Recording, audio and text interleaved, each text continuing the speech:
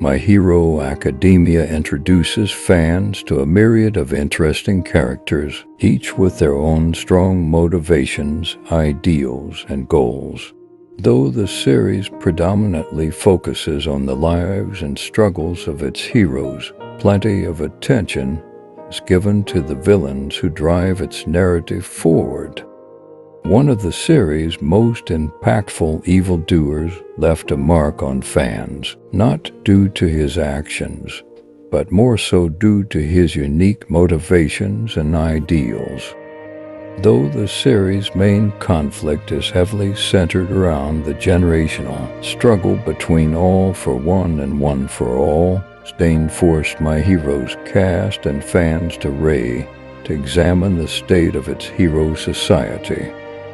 While the hero killer has cemented himself as a villain with his dreadful actions, it's worth looking into what drove him to do such terrible things.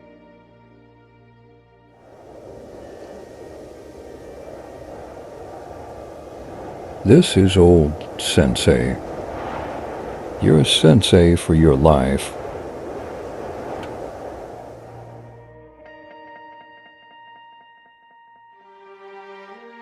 Many know Disdain due to his villainous actions, but the man who would eventually come to be known as the hero killer started his career off with the best intentions. Like many other prominent characters in the series, Disdain was inspired by All Might's impressive debut.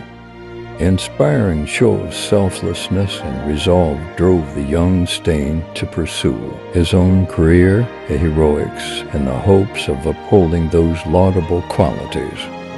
As he grew and came to be familiar with various aspects of hero society, Disdain grew disillusioned with what he saw as a fundamental issue with the status quo that had developed over the years. My Hero Academia's society turns heroics into commodities, which Disdain saw through early on in his life.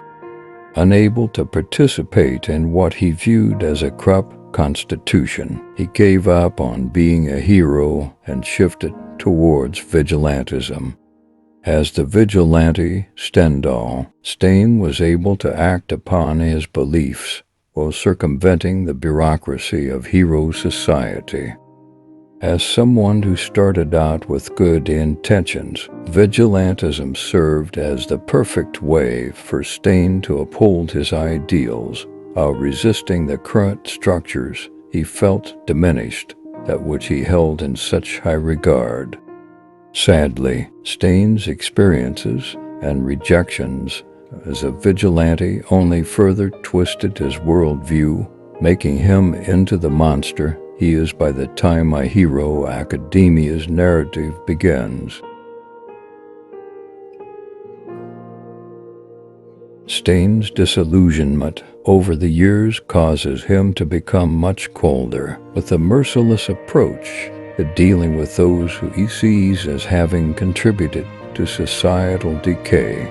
It's telling that Disdain doesn't target villains who most would attribute society's failures to. Instead, Disdain looks to the system in place and the heroes that drive it, taking issue with their surface-level motivations.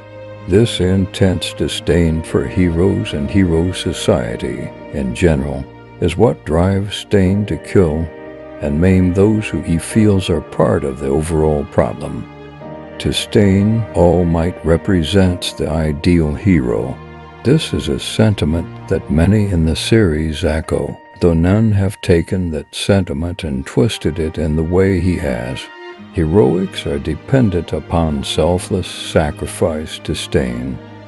Though many view it as a typical profession, Disdain rejects those who would take up the mantle of hero for fame and fortune. To him, these people present a fundamental flaw within the current hero society, and purging them serves as a way of inciting permanent change. Disdain certainly possesses great resolve, but his methods and ideology have been twisted from years of disillusionment. Though he is right in stating that the values brought about by Hīrō society are flawed, and even brings to light some of the fundamental issues with Hīrō society as a whole, Stein ultimately regressed into a horrifying caricature of the values he upheld.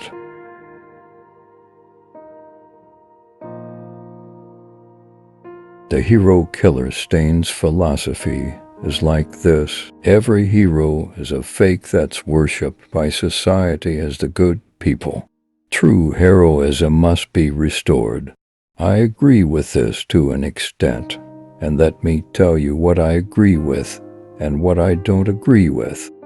I agree with the fact that heroes are fake, and as sad as it is, if you think about it, they really are. Why do people become heroes exactly? Fame, money, recognition, or just a job? Even Midoriya's ideals aren't exactly noble. He'll admit he is closer to being a hero than anyone else besides All Might, but his reason for becoming a hero is All Might. He looked up to him and wanted to be like him, maybe because he thought he was cool. What I like most about Midoriya is that even though he had no quirk, he never gave up, which takes determination. As for All Might, I feel as though he's forcing himself to be a hero to stay as this symbol of peace, but he can sit comfortably at the top, never caring about those who has left behind, like Endeavor. But all speculation aside, I actually think these two are the closest to being heroes. Even the hero killer accepts that and thinks All Might isn't a funny. People like Endeavor do indeed twist the meaning of the word hero. Endeavor just wants to climb to the top. His goals became perverted so much that he caused discord in his own family. Did he ever truly love his wife? Bakugo was on the fast track to becoming like this guy, but he calmed down after his big declaration to Deku. I highly disagree with his method of doing things. He plays God and kills as if life isn't important, and for that he is a villain who has no right to talk about who's truly heroic. His is so self-unaware it's disgusting. He's acting upon selfish desires that he believes are noble. I respect his convictions. His strong philosophy scares even the most experienced pro hunters. Even Gran Torino, who has probably faced enemies stronger, was scared of his sheer willpower. Even when he wasn't conscious, that belief is what he held on to. Reminds me of Rock Lee in the Chunin exams. Anyone who loses consciousness standing up is a badass. This shows his beliefs weren't one-sided. He killed the Nomu, who was on his side, because of the way it was callously using its power. In doing so, he saved Deku. Can people change? Will there ever be true heroes? I personally think heroes are those who can go through fire, pain and anguish in their lives and still smile for those who need it, and still protects everyone without thinking about themselves. Ida changed. Who's to say everyone else won't?